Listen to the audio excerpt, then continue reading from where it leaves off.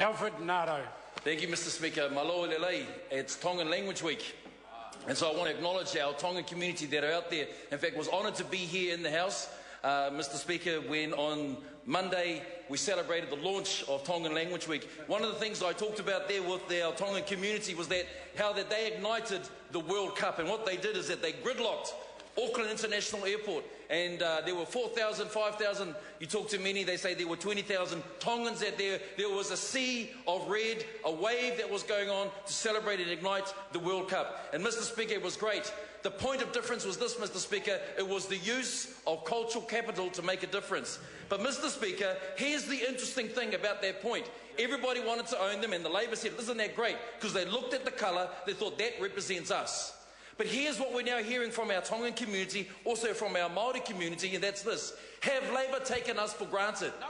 Have they taken us for granted? Well, the answer is yes, they have. So where's the evidence to this? Well, here's Willie Jackson. He may not always be loved and liked by the Labour Party, but this is what he said. In this contest of choosing a new leader, he said, it's time that the Labour Party, who for 80 years have enjoyed the support of Māori, it's time to make a difference. It's time for them to say, to put their money where their mouth is, and to say, let's elect a Māori leader. Will they do it? No, they won't.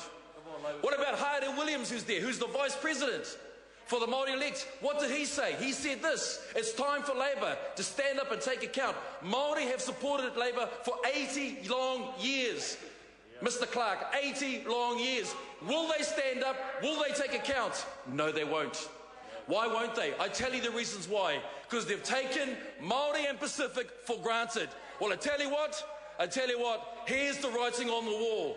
And it's not from us, but it's from your own. Josie Pagani, question and answer time on Sunday, looking at the debate. This is what she said. This is what she said. You've taken, Labour has lost touch, like what Shane Jones said, with the common people. It's about time we went back to where we were from. And so here's the interesting thing, Mr. Clark, you need to listen to, and Mrs. Beaumont.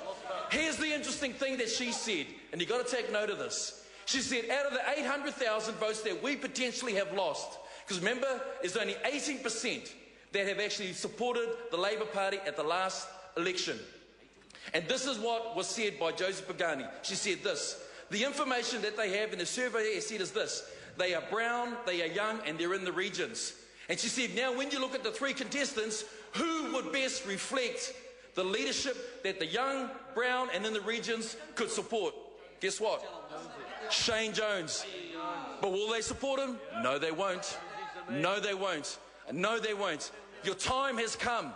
The time has come where Māori and Pacific, and let's take a look at this. 2005, Mike Williams, who was the previous president of the Labour Party.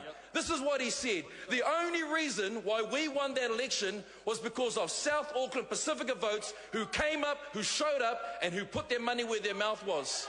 But guess what? You've taken them for granted. So guess what? Your days are over. And here's the reason why. Mr. Speaker, I was over... Point of order, the Honourable Trevor Mallard.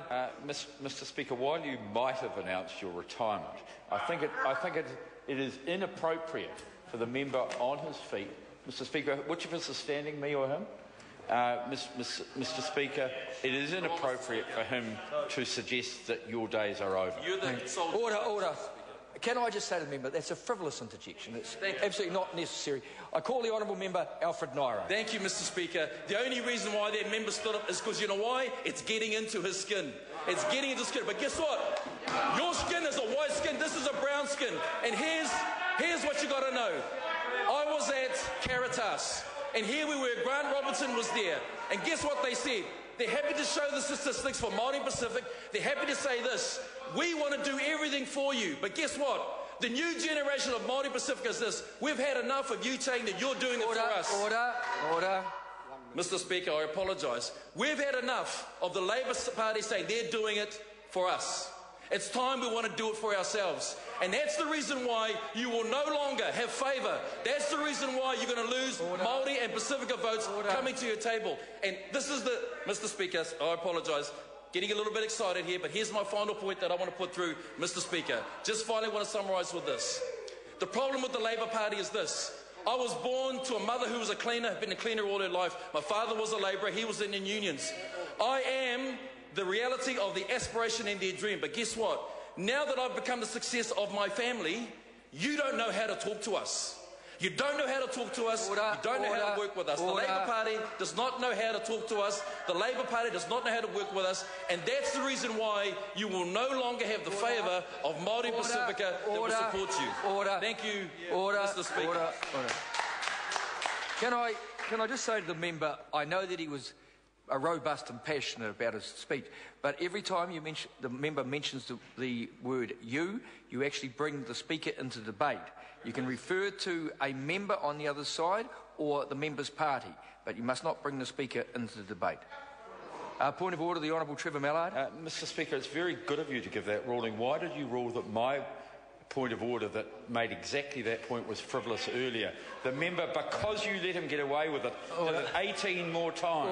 Order. Member's a very experienced member. The time for this debate has expired. I therefore call on Government Order of the Day. Sorry?